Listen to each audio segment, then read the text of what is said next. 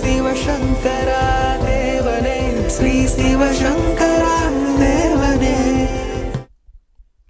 ராமாயண காலத்தில் குபேரனிடம் இருந்த புஷ்பக விமானம் முதலில் பிரம்மாவிடம்தான் இருந்தது என்றும் அதை தேவலோக சிற்பியான விஸ்வகர்மாதான் பிரம்மாவிற்காக முதலில் உருவாக்கி கொடுத்தார் என்றும் நமது புராணங்கள் கூறுகின்றன. அப்படியானால் இந்த விமானத்தை இயக்குகிற மந்திர சக்தி முதலில் விஸ்வகர்மாவுக்கு தானே தெரிந்திருக்க வேண்டும். ஆனால் அந்த விமானத்தை இயக்குகிற மந்திர சக்தியை விக்ரமாதித்தன் மாதிரி அழித்ததாக தெரியவில்லை. ஆனால் அது போன்ற ஒரு விமானத்தை மகாபாரத காலத்திலோ அல்லது குருஷேத்திர யுத்த காலத்திலோ பாண்டவர்களோ அல்லது கௌரவர்களோ பயன்படுத்தியதாக தெரியவில்லையே. அதன் காரணம் என்ன?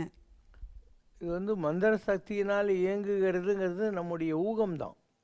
நம்முடைய எண்ணத்தில் நாம் நினைக்கிறோம் ஏதோ மந்திர சக்தி சொன்னால் அது ஏரோப்ளேன் போகணும். அப்படி இல்லை. இப்போ இவங்க சொன்ன விக்ரமாதித்தன் ஒரு 800 வருஷத்துக்கு முன்னாலே இருந்து வந்தான். அவனுடைய புக்கு விக்ரம ஒரு விஷயத்தில் எழுதியிருக்கான், நான் ஏரோப்ளேனை பண்ணி பார்த்துட்டேன், ஓட்டியும் பார்த்துட்டேன், அதனால் உலகத்துக்கு கெட்டது தான் நடக்கும்னு எனக்கு தெரிஞ்சதுனால அந்த டெக்னாலஜியை நான் அழிச்சிடுறேன், இனி யாருக்கும் அது வேண்டாம் அப்படிங்கிற மாதிரி அதில் எழுதியிருக்காங்க. அப்போது ஒரு 800 வருஷத்துக்கு முன்னால் ஒருத்தன் ஏரோப்ளேனை கண்டுபிடிச்சிருக்கான். இந்த மாதிரி ஏதோ ஒரு ப்ரிமிட்டிவ் டைமில் யாரோ வச்சுருப்பாங்க. அந்த மாதிரி ராமாயண காலத்தில் 2 இருந்திருக்கும். ரொம்ப பணக்காரங்கிட்ட தானே இருக்கும், எல்லாருக்கிட்டேயுமா இருக்கும். அதனால் ஒன்று இந்திரங்கிட்ட இருந்தது, அதுதான் லாஸ்ட் டேஸில் ராமர் அயோத்தி திரும்பி போகிறதுக்கு யூஸ் பண்ணார். குபேரன் ராவணனெல்லாம் பங்காளிங்க. அதனால் குபேரங்கிட்ட இருந்ததை ராவணன் வாங்கின்னு அவன் யூஸ் பண்ணிக்கிட்டு இருந்தான். அதனால் ரொம்ப ஹை லெவல் ஆஃப் ப்ராஸ்பரிட்டி இருக்கிற யாரோ தான் அதை அஃபோர்ட் பண்ண முடிஞ்சிருக்கும் அந்த காலத்தில். அதனால் இவங்க 2 பேர் வச்சுருந்தாங்க. எந்த ஒரு விஞ்ஞான கண்டுபிடிப்பும் புதுசாக வர்றதே இல்லை, எல்லாம் ஏற்கனவே இருக்கிறது தான். இப்போது ராமாயண காலத்தில் ஏரோப்ளேன் இருந்துச்சுன்றோம், 800 வருஷத்துக்கு முன்னால் விக்ரமாதித்தன் காலத்தில் ஏரோப்ளேன் இருந்துச்சுன்றோம்.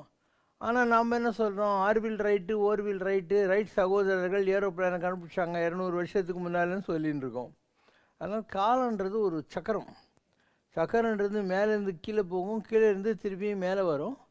ஸோ கண்டதே கண்டு கொண்டதே கொண்டு உண்டதே உண்டு உடுத்ததே உடுத்து உரைத்ததே அடுத்தடுத்து உரைத்து கழிந்ததே கடவுள் நாளெல்லாம். அதனால் இந்த உலகத்தில் எதுவும் புதுசு இல்லை. அந்த வீல் சுத்த கீழகிறது மேலே மேலேகிறது கீழே போகுது. So the same knowledge is circulated from time to time. கல்யாண கிருஷ்ணன் ரவிசங்கருடைய கேள்வி: பாபாஜி, நீங்கள் நித்தியம் செய்யும் ஆத்ம பூஜை முறைகளை நான் பல வருடம் முன்பு ராமராஜ்ய யூடியூப் சத்சங்கத்தில் பார்த்திருக்கிறேன். நீங்கள் மனதால் செய்யும் நித்திய பூஜை வடக்கே கைலாஷ் முதல் தெற்கு ராமேஸ்வரம், மல்லிகார்ஜுன் கோயில், மூகாம்பிகை, கேரளாவில் வடக்குநாத பகவான், குருவாயூர், கிருஷ்ணன் மற்றும் பல கோயில்களை எங்கள் கண்முன் நிறுத்தியிருக்கிறீர்கள். பல தேவி க்ஷேத்திரங்களும் விவரித்து உள்ளீர்கள். எங்களின் வேண்டுகோளுக்கு நீங்கள் மீண்டும் எல்லா கோயில்களை விவரிக்க முடியுமா? ரொம்ப ரொட்டீனாக நான் பண்ணுறது தான். நான் நார்மலாக என்னுடைய வாயில் மந்திரங்களெல்லாம் சொல்லக்கூடாது. ஏன்னா என்னுடைய மந்திரங்கள் இங்கே இந்த உலகத்தில் மனிதர்களிடத்திலிருந்து கிடைச்சது கிடையாது, நேரடியாக கிடைச்சது. அதனால் மனசுக்குள்ளே தான் நான் மந்திரங்களை சொல்லுவேன். எவ்வளோ பெரிய பூஜை இருந்தாலும் எதாக இருந்தாலும் வாய் திறந்து சொல்கிற பழக்கம் கிடையாது. அப்போ என்னுடைய ப்ரேயர் சிஸ்டம்ன்றது என்னென்னா, நான் பார்க்காத கோயிலே இல்லை இல்லையா. நான் கைலாஸ் 11 தடவை போயிருக்கேன். சைனாவில் இருக்குது கைலாசம். 19,800 அடி உயரம் ஏறி போய் பார்த்துட்டு வரணும், கைலாசத்தை சுற்றிக்கிட்டு வரணும்.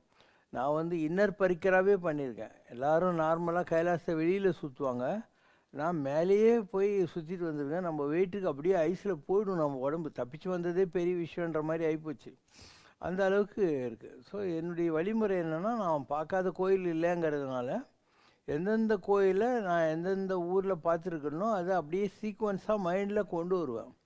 அப்போது ஒரு கைலாசம்தான் ஒரு டாப்புன்னு வச்சுக்கோங்களேன், அங்கேருந்து ஆரம்பிப்பேன். கைலாசம், கேதார்நாத், பத்ரிநாத், அமர்நாத், முக்திநாத், ஸ்ரீசைலம், மல்லிகார்ஜுனம், அப்புறம் கல்கட்டா காளி காட்டு, அப்புறம் புவனேஸ்வர், பூரி ஜெகநாதம், விஜயவாடா கனகதுர்கா, அன்னவரம் சத்யநாராயண சாமி, ஸ்ரீகூர்மம், ஸ்ரீ விஷ்ணம், ஜில்லலமுடி அம்மா, மும்முடிவரம் பாலயோகி, ஜெகன்மோகினி, சண்டூர் குமாரசாமி கோயில், மகாநந்தி, அஹோபிலம், கபிஸ்தலம், காளஹஸ்தி, இப்படி வரிசையாக எல்லாம் ஒரு இந்தியாவில் எங்கெல்லாம் கோயிலுக்குதோ எல்லாத்தையும் அப்படியே ஒவ்வொன்றா என்னால் பார்க்க முடியும். டக்குன்னு ஒரு ஸ்கேனிங்னுவாங்க, பேஜ் புரட்டுறீங்க இல்லையா புக்கில், அந்த மாதிரி நான் மைண்டில் சொல்லிக்கிட்டே இருப்பேன். அந்தந்த கோயிலில் என்னால் அந்த மூலஸ்தானத்தில் என்னுடைய மைண்டை கொண்டு போக முடியும். இது ஒரு நாளில் வராது, ரொம்ப ப்ராக்டிஸ் பண்ணால் வந்துடும், ஒன்றும் ப்ராப்ளம் இல்லை. ஒரு சிங்கிள் செல்டு அமீபாவில் இருந்து மனிதன் இவால்வ் ஆனான் என்று கூறும் டார்வினின் பரிணாம வளர்ச்சி கோட்பாட்டை தாங்கள் விஞ்ஞான ரீதியாகவும் ஆன்மீக ரீதியாகவும் ஏற்றுக்கொண்டிருக்கிறீர்கள். ஆனால் டார்வினின் பரிணாம வளர்ச்சி கோட்பாடு குரங்கிலிருந்து மனிதன் தோன்றினான் என்றுதான் கூறுகிறதே தவிர ஒரு மனிதன் ஒரு விலங்கினமாக அல்லது குரங்காக இவால்வ் ஆனான் என்று எந்த இடத்திலும் சொல்லவில்லை. அரிது மானிடராய் பிறத்தல் அரிது என்று ஔவையாரை பாட வைத்ததே மனித பிறவி இந்த உலகில் இருக்கும் அனைத்து பிறவிகளிலும் மிக உயர்ந்த பிறவி என்ற தத்துவம்தானே. அப்படி இருக்கும்போது ரமண மகரிஷியின் தாயார் ஒரு லக்ஷ்மி பசுவாக அவதரித்த பின்பு மோட்சகதியை அடைந்ததைப் போல எந்த ஒரு மனித பிறவியும் மோட்சகதியை அடைவதற்கு முன்பு அவர்களுடைய கடைசி பிறவி ஒரு பசுவாகத்தான் இருக்கும் என்று தாங்கள் சொல்கிறீர்களே, அப்படியானால் ஒரு பசுவாக அவதரிப்பது மனித பிரிவை விட உயர்ந்ததா? தெளிவுபடுத்தி அருள வேண்டுகிறோம். ஆத்மா இருக்கு இல்லையா, அது பசு. ஆத்மா என்பது, ஜீவாத்மா என்பது பசு. நாம் செய்த கர்மாக்களால் இந்த உலகத்தில் நாம் மனிதர்களாக உழன்று கொண்டிருக்கிறோம். அதுக்கு என்ன பேர்? பாசம். ஒரு பசுமாடு இருக்குது, அந்த பசுமாடை ஒரு கயிறு போட்டு ஒரு குச்சியில் மரத்தில் கட்டி வைப்பாங்க. அந்த கயிறு போட்டு கட்டி வச்சிருக்கு இல்லையா, அதுக்கு பாசம்னு பேர். இதுக்கு என்ன பேர்? பசுன்னு பேர். அண்டு இது ரெண்டுத்தையும் இணைக்கிறவன் ஒருத்தர் இருக்கான், அவசியமான கட்டு போடுறது இல்லைன்னா கட்டை பிரிக்கிறது, அவனுக்கு பதின்னு பேர்.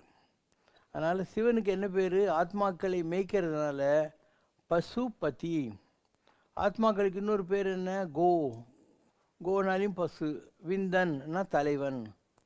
கிறிஸ்டியானிட்டியில் என்ன சொல்கிறாங்க? ஷீப்பு, ஷெப்பர்ட், ஆணையரைகளை மேய்ப்பவன். நம்ம கூட கிறிஸ்டரை ஒத்துக்கிறோம் இல்லையோ, அவர் மேய்த்தாருன்ற யாதவ குலத்தில் பிறந்து அந்த மாதிரி. அதனால் இது பதி பசு பாசம் என்பது நம்முடைய சமய தத்துவத்தில், எஸ்பெஷலி இந்த சைவ சித்தாந்தத்தில் இருக்கக்கூடிய விஷயந்தான். இப்போ நாம் எல்லாரும் இந்த உலகத்தில் சிங்கிள் செல்லுலால் இருந்து ஆரம்பித்து, சிங்கிள் செல்லுன்னா என்ன? நீங்கள் ஒரு சின்ன அமீபியா மாதிரி ஒரு கிருமியை பார்க்குறீங்க, அதனுடைய லைஃப் ஸ்பேன் என்ன இருக்கும்? நீங்கள் இட்லி மாவு வைக்கிறீங்க, அதில் ஈஸ்ட் ஃபெர்மெண்ட் ஆகுது, அது அவ்வளோதான். அதனுடைய ஆயுசு மறுநாள் காத்தாலும் இட்லி சுட்டியான தீர்ந்து போச்சு. அந்த மாதிரி ஒவ்வொன்றுத்துக்கும் லைஃப் ஸ்பேன் இருக்கும். சிங்கம் இவ்வளோ நாள் வாழும், குதிரை இவ்வளோ நாள் இருக்கும், மனுஷன் இவ்வளோ, மண்புழு இவ்வளோன்ற மாதிரி இருக்கும். அப்போது உலகத்தீரே மனிதனுக்கு வயது 100 இல்லைன்னுவாங்க. ஒரு மேக்சிமம் லைஃப் ஸ்பேன் ஒரு மனுஷனுக்கு 100 இருக்கும் அப்படின்வாங்க. முதல்ல இந்த டார்வின்ங்கிறவன் இந்த உலகத்தில் எல்லாமே இந்த மீன்லேருந்து ஆரம்பித்து, அதாவது ரொம்ப சின்னதுலேருந்து மீனாச்சு. அப்போது மச்சம், நம்ம தசாவதாரம் அதுதான். மச்சம் அப்படின்னா என்ன? தண்ணியிலேயே தான் இருக்கும். தண்ணி சாப்பிடும், தண்ணியிலேயே சாணி போடும், தண்ணியிலேயே எல்லாம் நடக்கும். அதுக்கு அடுத்து ஆமை, தண்ணியில் கொஞ்சம் இருக்கும், கூர்மம்ன்றது. தண்ணியில் கொஞ்சம் இருக்கும், கொஞ்சம் வெளியும் வரும், கூர்மம், மச்ச கூர்மை. அதுக்கப்புறம் என்ன? ஒரு வராகம், என்ன பன்னி, அது பூமியில் குடஞ்சிக்கிடலாம் வாழ்ந்துக்கிட்டே இருக்கும். அதுக்கப்புறம் சிங்கம், ஒரு பாதி மனுஷன் பாதி சிங்கம் என்ற மாதிரி நரசிம்ம அவதாரம் வந்தது. அதுக்கப்புறம் ஒரு டிஃபார்ம்டு கிரியேஷன், ஒரு குள்ள பையன், அவன் தான் வாமனன், சித்திரக்குள்ள மாதிரி வந்தான். ஸோ மச்ச கூர்மை, வராக, நரசிம்ம, வாமனன். அதுக்கப்புறம் கோவத்தாவங்கள் உள்ள ஒரு மனிதன், அது பரசுராமர். அதுக்கப்புறம் நல்ல குணங்களோடு கூடிய ஒரு பெர்ஃபெக்டட் ஹியூமன் லெவல், அது ராமர். அதுக்கப்புறம் அதுலேயும் அதீதமான இன்டெலிஜென்ஸ் எல்லாம் இருந்த கிருஷ்ணர் வராரு. அதுக்கப்புறம் கல்கிங்கிறது. இப்படி வரிசையாக சொல்லிக்கிட்டே வராங்க. நீங்கள் இன்றைக்கி ஒரு ஸ்டான்லி ஹாஸ்பிட்டலில் இல்லை ஏதாவது ஒரு மெடிக்கல் காலேஜ் ஹாஸ்பிட்டலில் போய் அவங்களுடைய பயாலஜி லேபில் பார்த்தீங்கன்னா கண்ணாடியில் வச்சுருப்பாங்க. ஒரு 10 மாதம் தாயாருடைய கர்ப்பத்தில் குழந்தை எப்படி இருக்கும் அப்படின்னு வச்சுருப்பாங்க. நீங்கள் பார்த்தீங்கன்னா தசாவதாரம் தான், அது ஒவ்வொன்றும் அதே ஷேப்பில் இருக்கும். இப்படி தான் நம்முடைய பெரிய விஞ்ஞான உண்மைகளை சொல்கிறதுக்காக வந்தாங்க. அப்போ குரங்குன்றது என்ன? ஒரு பார்பரிக்கான, ஒரு முழு தெளிவில்லாத, காலை இருக்குதான்னா இருக்குது, ஆனால் அது காலை பின்னால் வச்சுன்னு இப்படி கூட நடக்கும். அது இல்லையா? குரங்கால நின்றுக்கிட்டு நடக்கிறது கஷ்டம். அதே ஒரு கொரில்லா ஆகிப்போச்சுனாக்கா அது வந்து நடக்கிறதுக்கு பாசிபிலிட்டி இருக்குது. ஒரு குரங்காக இருக்கிற போது அதுக்கு சப்போர்ட் தேவைப்படுது. அது எதுக்காக வச்சாங்கன்னா, அது அதனுடைய சாப்பாட்டுக்கு வெளிச்சம் அடிக்கிறதுக்காக. இப்போ குரங்கு பார்த்தீங்கன்னாக்கா, குரங்கேற்று கொள்ளாத கொம்பும் உண்டோன்னுவாங்க. டப்பால்னு இங்கேருந்து அந்த மரத்தை குச்சிடும். நம்மளால் அப்படி குதிக்க முடியுமா? அந்த மாதிரிலாம் இருக்குது. ஒரு பூனை இருக்குது. அந்த பூனை என்ன பண்ணுவோம், அந்த பூனைக்குட்டியை வாயில் கவிக்கினே போகும். குரங்கு இருக்குது இல்லையா, அது மர்க்கட நாயம்னு பேர். குரங்குக்குட்டி தாய் குரங்கை பிடிச்சிக்கணும். குரங்கு எங்கே குச்சா இது குச்சின்னே இருக்கணும். கீழே குச்சின்னா அதை கொண்டுடுவாங்க எல்லாரும், இன்னும் அன்ஃபிட்டுன்னு சொல்லிட்டு. இப்படி ஒவ்வொரு விலங்குக்கும் ஒரு பாதுகாப்புக்காக, சில உணவை தேடுவதற்காகவும் கடவுள் சில நல்ல வழிமுறைகளை வச்சுருக்கான். நிறைய பேருக்கு புரியாமல் இருந்துச்சு. ஒரு கல் இருக்குது, கல்லுக்குள்ளே தேரை இருக்குது. கல் தான் ஃபுல்லாக மூடி இருக்குது, அதுக்குள்ளே எப்படி அது வளருது அப்படின்னு கண்டுபிடிக்கிறாங்க இல்லையா. அப்போ அந்த அந்த அந்த கல் உருவாகிற போது அதில் ஏதோ ஒரு மெக்கானிசம் இருக்குது அந்த அந்த கல்லுடைய இதில் வர்றதுக்காக. அதே மாதிரி குளவி இருக்குது. அந்த குளவி கூடு கட்டுறதுக்கு முன்னால் அதுக்கு சாப்பாடு வேணும்னு அந்த தாய் என்ன பண்ணுமோ, ஒரு புழு அதுக்குள்ளே போட்டுருமா. இது கொஞ்சம் கொஞ்சம் அதுக்கு தெளிவு வர்றபோது பசிக்கும் இல்லையா, அப்போ அந்த புழுவை சாப்பிட்டுட்டு அந்த எனர்ஜியில் அதை கூட்ட உடச்சிக்கிட்டு வெளியே வருமா.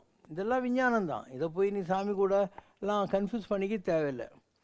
அந்த மாதிரி உலகத்தில் குரங்கு எல்லாருக்கும் புரிகிற பாஷை. இன்னைக்கு கூட ஒரு மனுஷங்களுக்கும் குரங்குக்கும் அஸ்ட்ராடிங் சிமிலாரிட்டி இருக்கும். அதனால் குரங்கிலிருந்து மனுஷன் வந்தான் அப்படின்னு சொல்லி டார்வின் சொன்னபோது, அப்போ இருந்த கிறிஸ்டியன் போப்பாண்டவர் இருந்தார் இல்லையா, அவர் சொன்னாராம், நான் குரங்கிலிருந்து வந்தேன்னு சொல்லி நான் நம்ப தயாராக இல்லை, அப்படி இருந்தால் நான் சூசைட் பண்ணின்னு செத்து போகிறேன்னாராம். ஏன்னா அவர் குரங்குன்றதை ஒரு கேவலமான பிறவியாகவும் மனுஷனை ஒரு பெரிய விஷயமாகவும் நம்பினதுனால அவருக்கு அப்படி தோணுச்சு. அதே மாதிரி உலகம் உருண்டை அப்படின்னு முதல்ல சொன்னாங்க. அப்போது போப்பாண்டவர் அந்த உலகம் உருண்டைன்னு சொன்ன கலீலியோவை கூப்பிட்டு அவன் கண்ணை பிடிங்கிட்டார். குருடனாக்கிட்டு காட்டுக்குள்ளே துரத்திட்டாங்க. இப்போ எல்லோரும் கேட்டாங்க, ஏன்ட்டு. பைபிளில் உலகம் தட்டன்னு இருக்குது அப்படின்னாங்க. உலகம் ஃப்ளாட் அப்படின்னு சொன்னாங்க. அதுக்கப்புறம் விஞ்ஞானம் வளர வளர இவங்க என்ன கண்டுபிடிச்சாங்க, உலகம் உருண்டை கூட கிடையாது, எக்லிப்டிக்கல். நாங்கள் ஒரு முட்டை மாதிரி இருக்கும். அதனால் உலகத்துக்கு என்ன பேர், அண்டம். அண்டம்னா என்ன, முட்டை. அண்டா அப்படின்னா அண்டம். அதனால் பேரண்டம், பெரிய முட்டை அப்படின்னு அர்த்தம். இப்படி விஞ்ஞானம் வளர வளர நமக்கு புரிஞ்சது. ஸோ இந்தியாவில் நம்ம 4 லட்சம் பிறவிகள் இருக்குதுன்னு சொன்னபோது வெள்ளைக்காரன்லாம் சிரித்தான். அந்த மாதிரி கிடையவே கிடையாதுன்னா. ஆஸ் சயின்ஸ் அட்வான்ஸ்டு இவங்க அந்த காடு இந்த காடு எல்லா இடத்துக்கும் போய் ஒவ்வொன்றா ரிசர்ச் பண்ணி ஜியாகிரபிக்கல் நேஷ்னல் ஜியாகிரபிக் சேனலில் எல்லாம் ஃபோட்டோ எடுத்து ப்ரூவ் பண்ண பின்னால் அவங்க ஆச்சரியப்பட்டாங்க, எப்படி இந்த இந்தியாக்காரனுக்கு 84 லட்சம் பிறவி இருக்குதுன்னு எக்ஸாக்ட் நம்பரை சொல்ல முடிஞ்சது, எந்த லேபரேட்டரி இல்லாமல் எந்த ஒரு பரிசோதனை கூட இல்லை, எப்படி இவனுங்க கண்டுபிடிச்சாங்கன்ட்டு. அதே மாதிரி சிக்காகோவில் ஒரு சயின்ஸ் லைப்ரரி இருக்குது, சயின்ஸ் மியூசியம். நான் போயிருக்காங்க. அப்போ ஒரு இந்தியன் சயின்டிஸ்டோட ஃபோட்டோ அங்கே போட்டிருப்பாங்க. டெலஸ்கோப் கண்டுபிடிக்கிறதுக்கு முன்னாடியே இந்த விஞ்ஞானி தமிழ்நாட்டுக்காரன் தான் வந்து இந்த விஞ்ஞானம் எந்தெந்த ஸ்டார் எங்கெங்கெல்லாம் இருக்குது, எப்படி அந்த நட்சத்திர மண்டலங்கள்லாம் இருக்குதுன்றதை கரெக்டாக சொன்னான், எக்ஸாக்டாக இருக்குது அப்படின்னு அவன் படத்தை மாட்டி வச்சுருக்காங்க. அதனால் பல விஷயங்கள் நமக்கு இன்றைக்கி தான் தெரியுது. ஆனால் எந்த காலத்துலேயும் இதெல்லாம் தெரிஞ்சு வைத்து கொண்டு இருந்த பெரியவங்க இருந்தாங்க. ஃபார் எக்ஸாம்பிள் ஆரியப்பட்டான்னு ஒருத்தன் தான். அந்த ஆரியப்பட்டன்றவன் யார், சும்மா உட்காந்த இடத்துல உலகத்தில் என்னெல்லாம் இருந்ததுன்னு சொல்லக்கூடியவன். அவன் அப்படி சொன்னான். அண்டு வராகமிகிரர்னு ஒருத்தர் இருந்தார். அவர் ராஜகுமாரன் பிறந்த உடனே அவர் சொன்னாராம், இந்த ராஜகுமாரன் பண்ணி அடிச்சு சாவான், காட்டு பண்ணி அடிச்சு சாவான். ராஜா சொன்னானா, நான் பாரு ஒரு கடல் நடுவில், ஏன்னா காட்டில் இருந்தால் தானே காட்டு பண்ணி அடிக்கும், கடல் நடுவில் கண்ணாடியில் கப்பல் பண்ணி அதில் எல்லா வசதிகளோடையும் சிப்பாய்களோடையும் என் மகனை வளர்க்குறேன், நீ சொன்ன மாதிரி காட்டு பண்ணி அடிச்சு என் பையன் சாகலைன்னா உனக்கு கொண்டுடுவேன்னா, இப்போ நீ என்ன வேணால் பண்ணிக்கோ, நான் சொன்னது தான் நடக்கும்ட்டார். ஸோ அந்த பையன் வளர்றான். ஒரு நாள் இப்படி கடல் நடுவில் இருக்கிற கண்ணாடி கப்பலில் உட்காந்துட்டு சாப்பிட்டுன்னு இருக்கான். அவன் பக்கத்தில் ஒரு பில்லர் இருக்குது. அந்த பில்லர் அவன் மேலே இப்படி சாயுது. அவன் செத்து போகிறான். பார்த்தா அந்த பில்லரில் ஒரு பன்னியோட இது இருக்குது, சிற்பம் இருக்குது. அப்போ காட்டு பண்ணியில் தான் அவன் செத்தான். அதே மாதிரி நடந்ததுன்னு சொல்லுவாங்க. அதனால் வராகம்னா பண்ணி, மிகிரர் அந்த சாமியார் பேர். அதனால் அதுக்கு வராக மிகிரர் அப்படின்னு பேர் வச்சாங்க. வராகன்னா பண்ணி, பண்ணி சொல்லி அதே மாதிரி நடந்ததுனால வராக மிகிரர்னாங்க. பல விஞ்ஞான கண்டுபிடிப்புகள் ஆக்சிடெண்ட்டாக வந்தது தான். இவனுங்க எதுவும் பெரிய மூளையோடு கண்டுபிடிச்சா நீ நினைக்கவே நினைக்காத. இந்த தாமஸ் ஆல்வா எடிசன் ஒருத்தன் தான். அவன் வந்து ஸ்டவ்வில் சுடு தண்ணி காய்ச்சின்னு இருந்தான் டீ போடுறதுக்காக. அந்த தட்டு மூடி வைப்பாங்க இல்லையா, அந்த வாட்டர்னுடைய பாயிலிங்க்கு அந்த தட்டு கொடக்கொடான்னு ஆடும் இல்லையா, அந்த மாதிரி ஆடினதை பார்த்துட்டு அவனுக்கு நீராவி தத்துவம் தெரிஞ்சது. தண்ணி அது வேப்பரைஸ் ஆகி வர்ற போது நீராவின்னா தான், அதை வச்சுட்டு தான் ரயில் இன்ஜின் எல்லாம் கண்டுபிடிச்சாங்க. இந்த நீராவியை வச்சுக்கிட்டு இயக்க முடியும் அப்படின்னு கண்டுபிடிச்சாங்க. ஒவ்வொரு விஞ்ஞானமும் இப்படி தான் கண்டுபிடிச்சாங்க. அண்டு ஒரு ராஜா இருந்தான், அவனுக்கு யாரோ தங்கத்தில் கிரீடம் கொடுத்தாங்க. அந்த நாட்டில் இருந்த சயின்டிஸ்ட் இல்லையா ஆர்கமெடிஸ், அவனை கூப்பிட்டு சொல்கிறான், இதில் எவ்வளோ கோல்டு இருக்குதுன்னு நீ கண்டுபிடிச்சி சொல்லணும், இல்லைன்னா உன் காயத்தை வெட்டி போடுவேண்ணான். இவன் என்னடா இது வம்பா போச்சேன்னு சொல்லிட்டு தண்ணி தொட்டியில் குளிச்சின்னு இருக்கான். திடீர்னு யுரேக்கான்னு குச்சி ஓடுறான், வெளியே அம்மனமாக ஓடுறான். எல்லோரும் என்னன்னாங்க, அந்த கேஜி கேட்டார் இல்லையா கோல்டு கண்டென்ட் எவ்வளோ இருக்குன்னு சொல்லி அது கண்டுபிடிச்சிட்டேன் அப்படின்னு. அதுக்கு எப்படி இப்படி தான் நேக்கடாக போயான்னாங்க. அப்போ தான் அவனுக்கு தெரியுது அவனுக்கு துணியே இல்லைன்னு. இப்போ எல்லா முறை என்னை மறந்த நலம் சொல்லாய் முருகா சுரபூபதியேங்கிறாங்க. ஒரு மைண்டு எல்லாத்தையும் மறந்து பிளாங்காக இருக்கிற நேரத்தில் மிகப்பெரிய கண்டுபிடிப்புகள் வருது. ஆர்கமெடிஸ் தான் ஒரு விஞ்ஞானின்னு உட்காந்துக்கிட்டு டியூப் வச்சுக்கிட்டு மைக்ரோஸ்கோப்பில் பார்த்துன்னு இருந்தால் இந்த விஞ்ஞானம் வந்திருக்காது. அவன் உயிருக்கு பயந்துக்கிட்டு தண்ணியில் கிடக்கிறான். அப்போ தன் உடம்புக்கு ஈக்குவலான வெயிட்டு தண்ணி வெளியே வருது இல்லையா, அதே மாதிரி அந்த கோல்டு க்ரௌனுடைய ஈக்குவல் வெயிட்டை வச்சுக்கிட்டு இதனுடைய கண்டென்ட் கண்டுபிடிக்கலாம் அப்படிங்கிறது அவன் கண்டுபிடிச்ச விஷயம்.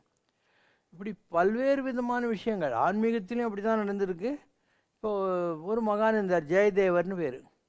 அவர் பகவான் கிருஷ்ணருடைய விஷயங்களெல்லாம் பற்றி எழுதினேங்கிறாரு. வைகுண்டம் எப்படி இருக்குன்னு அவருக்கு தெரியாது. அதனால் அவருடைய மனைவி பத்மாவதி கிட்ட சொல்கிறார், நான் போய் எண்ணெய் தேய்ச்சி சந்திரபாகா நதியில் குளிச்சுட்டு வரேன் அப்படின்னு சொல்லி கிளம்புறாரு. பாதி வழி போகிற போதே அவருக்கு வந்துடுது, அந்த தாட்ஸ் வந்துடுது. அப்படியே திரும்பி வர்றாரு வீட்டுக்கு, உட்காந்துக்கிட்டுன்னு எட்டு திரும்பியும் மெக்கானிக்கலாக நடக்கிறதுன்னுவாங்க. அப்படியே போய் குளிச்சுட்டு வந்து எங்கெங்க அந்த புக் எடு நான் எழுதணுன்றார். என்னங்க நீங்கள் வந்து எழுதிட்டு போனீங்கன்னு பார்த்தா எழுதி வச்சுருக்காரு. அதே மாதிரி கேரளாவில் ஒரு மகான், அவருக்கு வைகுண்டம் எப்படி இருக்குன்னு தெரியாது.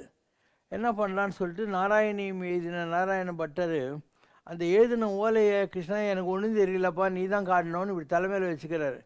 அப்போ அவருக்கு வைகுண்டத்தில் இருக்கிற காட்சிகள்லாம் தெரியுது. அதை வச்சு அவர் எழுதுகிறாரு. இப்படி ஏதோ ஒரு லெவலில் 5 உடம்பு இருக்குது நம்மளுக்கு. ஒன்று இந்த சோத்து இட்லி புண்ணாக்கு சாப்பிட்ற உடம்பு, அன்னமயம்னு, சோத்துனால் ஆன உடம்பு, அன்னமய கோஷம். அடுத்தது நீ முழிச்சுன்னு இருந்தாலையும் தூங்கின்னு இருந்தாலையும் மூக்கில் காற்று போயின்னு வந்துன்னே இருக்கா, வெளியே வர்றது கார்பன் டை ஆக்சைடு, உள்ளே போகிறது ஆக்சிஜன். இதுக்கு பிராணமய கோஷம் வரும். அதனால் தெலுங்காரங்க உயிர் போயிடுச்சுன்னா பிராணம் போயிந்தி அப்படின்னும். ஸோ பிராணமய கோஷம். அதுக்கடுத்து நீ கனவு உனக்கு ரயிலில் மிஸ் பண்ணுற, தண்ணியில் முழுகிற, சூசைட் பண்ணிக்கிற, அழுகுற எல்லாம் நடக்குது. அதுக்கு மனதினாலான உடம்புன்னு பேர். கோஷம்னா உடம்பு, மனோமய கோஷம். 4வது விஞ்ஞானத்தினாலான உடம்பு, அதான் அந்த விஞ்ஞானிகளுக்கெல்லாம் இருக்கிறது. ஆனால் அவங்க விஞ்ஞானத்தினாலான உடம்பில் இருக்கிற போது அவங்களுக்கு இந்த விஞ்ஞான கண்டுபிடிப்பு வராது.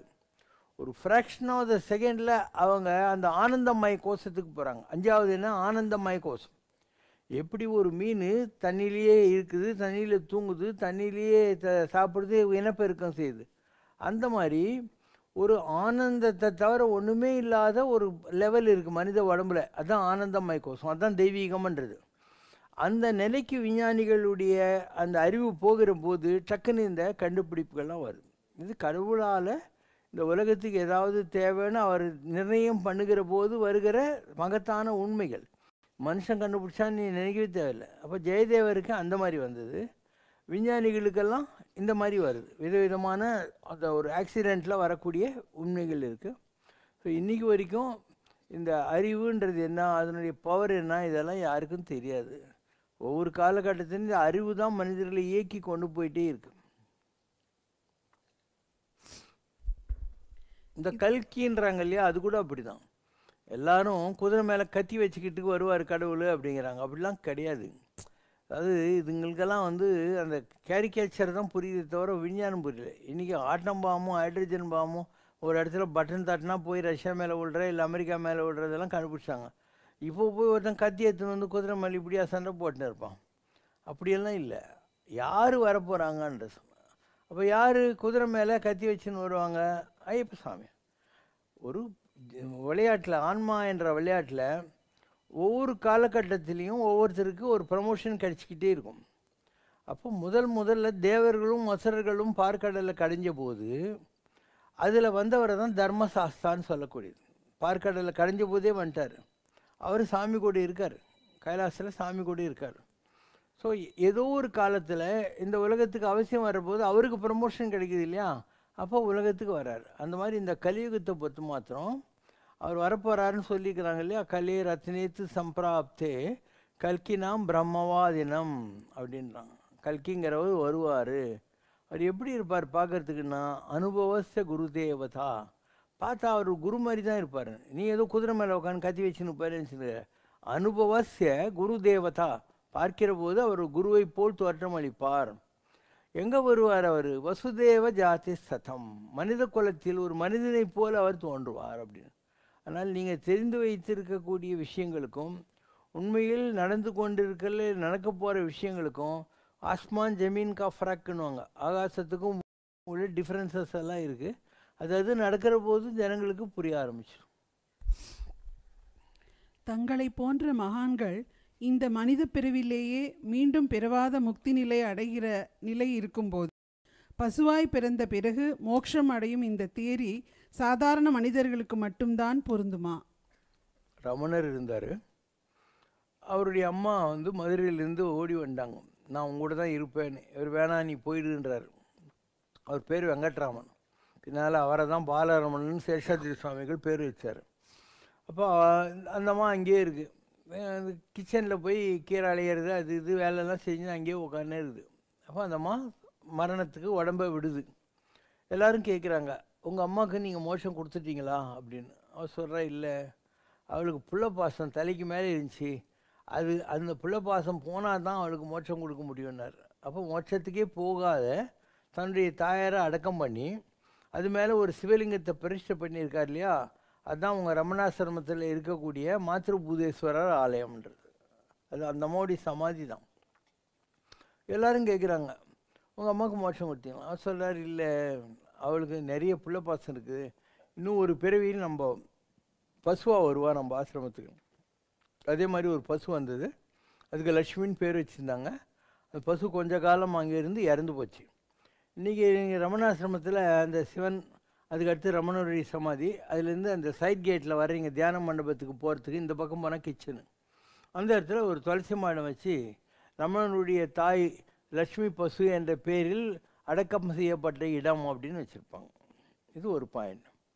அதே மாதிரி ரமணருக்கே குருவாக இருந்த ஒருத்தர் இருந்தார். அவர் பேர் காவிய கண்ட கணபதி சாஸ்திரிகள்னு ஆந்திராக்காரர். அவருக்கு திருவொத்தியூர் வடிவடையம்மன் கோயில் வாசலில் திருவண்ணாமலையில் இருக்கிற ரமணர் தரிசனம் கொடுத்துருக்கார். அந்த அளவுக்கு ரெண்டு பேருக்கும் ஒரு அஃபினிட்டி இருந்தது. அவர் காசிக்கு போயிட்டு இறந்துடுறார். அப்போ அவங்கெல்லாம் சொல்கிறாங்க, நாயனா இஸ் நோ மோர் அப்படின்னு டெலகிராம் வந்துருக்கு. ரமணர் அவர் நாயனான்னு கூடுவார், நாயனான்னா அப்பா. அப்போ எல்லோரும் கேட்குறாங்க, நாயனாக்கு விஷ்ணு பதம் கிடச்சிச்சா அப்படிங்கிறாங்க. அதுக்கு இவர் சொல்கிறார், ஓகே நீ வி சோ மெனி டிசையர்ஸ் அப்படின்னாரு. அவனுக்கு 1000 எண்ணங்க இருந்தது, உலகத்தில் நம்மளை எல்லோரும் மதிக்கணும் அப்படின்னு சொல்லி. அந்த மாதிரி இன்னும் ஆசைகள் எல்லாம் இருக்கிறவனுக்கு மோட்சம் கிடைக்காதுன்னார். ஆசானுகளும் துகளாயினபின் பேசா அனுபூதி பிறக்கும், எந்த ஆசையும் இல்லாமல் மற்ற பற்றின்றி என் பாதமே பாவித்தேன், எல்லாம் வரை என்னை மறந்த நலம் வாச்சா மகோச்சரம், அது வந்தால் தான் மோட்சம் என்பது கிடைக்கும். அப்போ ஒரு மனிதன் நிலையிலேயே ஒரு மனிதன் வாழ்கிற காலத்தில் ஆத்ம ஞானியாகி ஆத்மாவையும் சரீரத்தையும் தனித்தனியாக பிரிச்சுட்டு அது ஒன்றுத்துக்கு ஒன்று விட்னஸ் பண்ணுற காலம் வந்தாக்கா அதுதான் டெத் எக்ஸ்பீரியன்ஸ்னு சொல்கிறது. எல்லாருக்கும் வராது, யாருக்கோ தான் உலகத்தில் வரும். வாழ்கிற காலத்தில் எந்த ஆசையும் இல்லாத ஒரு நேக்கட் மைண்டு நிர்வாணத்துக்கு போயிடணும், எந்த தாட்டு இருக்கக்கூடாது. அப்போ இந்த ஆத்மாவும் சரீரமும் ஒன்றுக்கு ஒன்று பிரிஞ்சு வேடிக்கை பார்த்துக்குவோம். அந்த மாதிரி ஆயிட்டாக்கா இந்த உடம்பு நீங்கள் 2 விதமாக பண்ணலாம். ஒன்று, அதனுடைய போக்கில் மரணத்தை விட்டுட்டு உங்கள் ஸ்பிரிட் தான் தனியாக வந்துடும் இல்லையா. அப்போ நீங்கள் என்னவா வேணால் வாழலாம். நீங்கள் ஒரு பாம்பாயிடலாம், பறவை ஆகிடலாம், ஏதாவது ஒரு கோயில் சிலையில் போய் உட்காந்துக்கலாம். இல்லை உங்களுக்கு தகுதி இருந்தாக்கா நீங்கள் ஒரு நட்சத்திரம் ஆகிடலாம். அந்த மாதிரிலாம் உண்டு. சூரியனில் ஒன்றாகலாம், சந்திரனில் ஆகலாம், ருத்ரரில் ஒன்றாகலாம். அந்த மாதிரி இது வாழ்கிற காலத்தில் உன்னுடைய தகுதியின் அடிப்படையில் நீ பெறுகிற பதவி பூர்வ புண்ணியானம். அப்படி இந்த பிறவியில் இந்த மோட்சம்ன்றது உடம்போடு அடையக்கூடியது தான், எங்கேயோ போய் விசா வாங்குறதெல்லாம் கிடையாது. அப்படி முடியாதவங்க, ஆனால் கொஞ்சம்தான் பாக்கி இருக்குது கர்மானாக்கா, அவங்க பசுமாடாக பிறப்பாங்க. ஏன்னா பசு இருக்கு இல்லையா, அதுக்கு பேரே ஆத்மா தான். ஆத்மா ஆனால் பசுன்னு அர்த்தம். அதனால் ஆத்மாவினுடைய இன்னொரு வடிவம். இதில் ஒரு சீக்ரெட் கூட இருக்குது. உங்கள் உடம்பு இருக்குது இல்லையா, அது குரங்குலேருந்து வந்துச்சின்னு சொல்லிட்டேன். உங்கள் உடம்பு குரங்குலேருந்து வந்துச்சு, உங்கள் ஆத்மா பசுவிலேருந்து வந்துச்சு. அதனால் எந்த ஒரு ஆத்மாவும் லிபரேட் ஆகிறதுக்கு முன்னாடி, அதாவது இந்த உலகத்தில் லிபரேட் ஆக முடியலன்னா பசுவாக வரும். யாராக இருந்தாலும் பசுவாக வரும். அதனால் என்றால் பசு. அதனால தான் பசுபதி என்றால் சிவன், கோ என்றால் ஆத்மா, கோவிந்தன் என்றால் அதுதான். நான் கொஞ்சம் முன்னே தான் சொன்னேன். அதனால் பசு என்பது the penultimate birth before getting salvation. அதை விட நல்ல பர்த் காலத்தில் பாடியும் ஆத்மாவும் ஒன்றுக்கு ஒன்று பிரியறது தான்.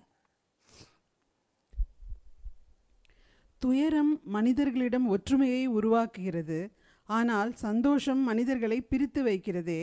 இது மனிதர்களிடத்திலே பிறவி குணமாக இருக்கிற சாடிசம் மற்றும் ஈகோவினால் ஏற்படுகிற விளைவுகளா? மனிதர்களிடம் அகந்தையை ஒழிக்க சொல்லும் நமது ஆன்மீகம் சாடிசம் பற்றி என்ன சொல்கிறது? இதெல்லாம் குணாதிசயங்கள். ஆலிவர், அங்கர், ஹேங்கர், ஹேட்ரட், இந்த மாதிரியான விஷயங்கள் எல்லாம் they're all emotional things. they have nothing to do with this type of ஆத்ம ஞானம். அதுக்கு இதுக்கும் சம்மந்தம் கிடையாது. உலகத்தில் ஒவ்வொருத்தரும் ஒரு மாதிரி இருப்பாங்க. இப்போ நான் இருக்கேன்னா, குணமேனும் குண்டேறி நின்றார் வெகுளி கணமேனும் காத்தல் அறிது.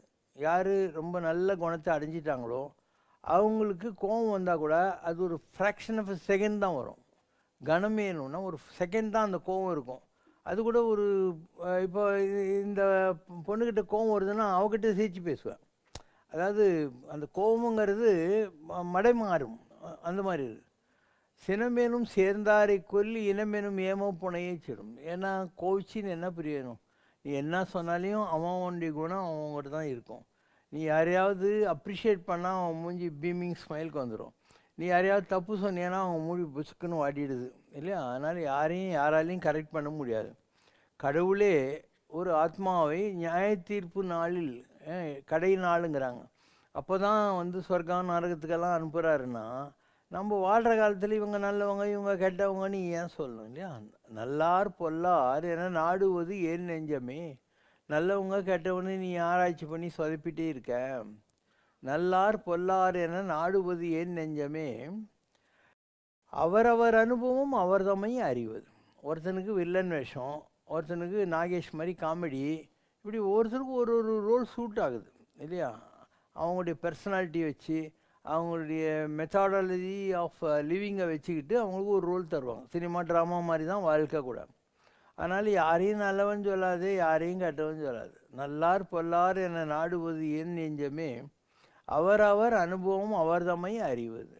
அதனால் இருக்கிற வரைக்கும் நம்ம என்ன பண்ணணும்? முடிஞ்சால் யாருக்காவது உதவி செய்யணும், இல்லை உபதிரவம் கொடுக்காமல் இருக்கணும். எவர் எவருக்கு உதவினார் எவர் எவருக்கு உதவிலார்.